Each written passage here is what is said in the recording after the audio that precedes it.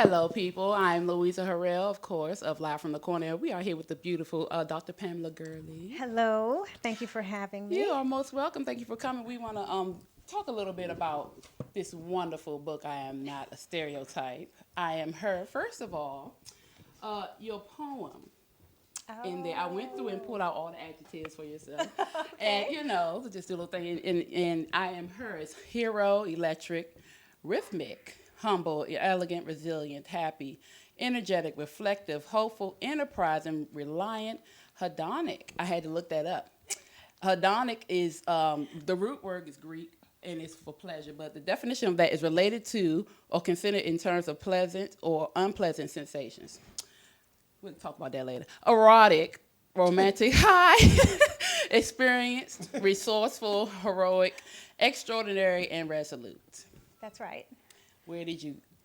What made you think of yourself that way?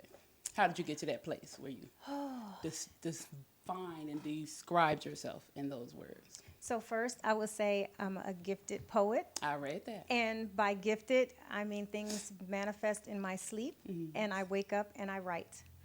So my book was actually created from that poem. Really? And Yes. I get that. I read that. I can Yes. see that. And so when people say, well, what is her? Well, it's not her, it's Her. That's a whole bunch of different things that I had to learn that I am. Okay, well, and I was going to ask you about that because I did a little breakdown of myself of her. And some of the words, when I finally went through your point and saw it, I put H is happy, E is energetic, and R is receptive. And so you had happy in there, you had energetic, but you didn't have receptive, which is cool because we're going to get into some things. Now, you had me in this book like... the faces I was making like, sister girl. I know. What were you doing? Yes. And in a good way, though, because we all go through these things. Correct. We all deal with these different things. And so I wanted to go to page 32 and read What I Am Worth, because that kind of caught my attention, and I think a lot of people should. So where is it? Okay, it said, this was your list, where you started your list. And it said, if you ask yourself the question, what am I worth? There should be a laundry list of good things. The list should have all things intangible, but certainly not necessarily be exclusive. Do you have those things in your life? If the answer is no, what's holding you back? Whose life are you living? Are you fulfilled? If you were or are on your own pedestal, you will be able to answer those questions with clarity, or at least not acknowledge the truth in your responses of why you do not have them. Oh, did I write that? Yes, you Oh, did. Yes, you no, I'm did. just So I want to know. I want to know. Stop saying. Yeah, so I was like, okay, that's how I'm telling you this Yeah. book. I was like, okay, girl. And it's my sister, we call each other sister girl. So it was like, sister girl, okay. So how did you come to a place of understanding that you needed to deal with yourself, or how did you come to that place of self-growth? So the pedestal philosophy, which that is the chapter that she's referring to, that was my recognition of, during my break, of self-healing and recognizing that I was toxic. Okay. And I think that's a hard thing for people to be honest about, that just admitting that you are pulling in the same energy that you are giving out. And I realized because my focus was somewhere else, on career, on education, I didn't pay attention to my heart. And I was going to mention that Yes. too, because I'm like, you didn't seek therapy. This came from you. You didn't seek therapy. So let me tell you about therapy. And I probably should have mentioned this in my book. I did seek therapy, but I did not seek therapy. I was in such a denial phase, and I always tell people now I'm really mindful of the importance of therapy and the therapy relationship. Okay. So I was seeing therapists who wasn't benefiting me. Makes So I would sit in there and lie. I was lying to them. I would give them what they needed to hear. Hold up. Just so, yes. Hold up. So how?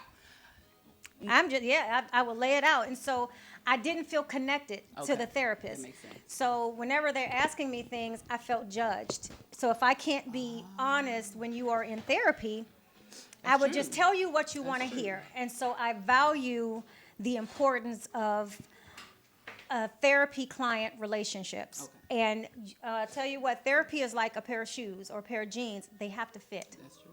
That's true. And so when I took that step back for healing and I decided to go to therapy, I knew the importance of finding someone that fit. Okay. And that's important because, like you said, you lied. Yeah. And yes. if you can't be honest, there's no purpose you being It's a there. waste of money. Yeah, it is. Quite frankly. It's a waste of money to sit inside of a therapy office. Actually, one of and- my and patients just today told me she goes under a false name. It's your therapist. She goes under a false name and goes in there and spills her business and goes. And I'm like, wow, okay, so you really don't trust why are you lying? But okay. But that's the thing. You have to recognize why you're doing something, and you have to flip it to find the value in what you're trying to get out of something. If you have to lie about your name, then are you lying about your situation? And like you said, why are you going? You wasting money. Yes. Okay, speaking of these lists. Okay. And on the list, the first one I wrote down, you said the first one was what you wanted to do or enjoyed. The list was composed without fear, money, tangible, or external factors. Correct. And you said you learned a lot about yourself because you had, did. in your 3 marriages, Yes. you pulled back. Yes. And you were mainly, not necessarily living for them, but you were living for them. You forgot who you were. And I wasn't living in my truth. Exactly. Because I was judged.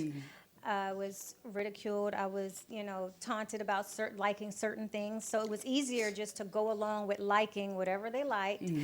And when I broke away, I tell you, it was the level of freedom that you have when you can just love what you really like. And that's why I never stopped dating myself. Yeah. And I think I mentioned that in the You book did. about You did. the benefit and that I find with dating yourself. I dress up. And sometimes I put makeup on, sometimes I don't. But I take myself out to some of the finest restaurants, or I take myself to the movies. Not any movie. Like I like iPick, so I can recline and then have your my wine drink or whatever served. coming in. Have my See, you was drink just served. you a Yes. bougie self date. Yes, I'm a That's bougie. what I'm talking I'm about. a bougie dater. And you date self-dater. yourself bougily.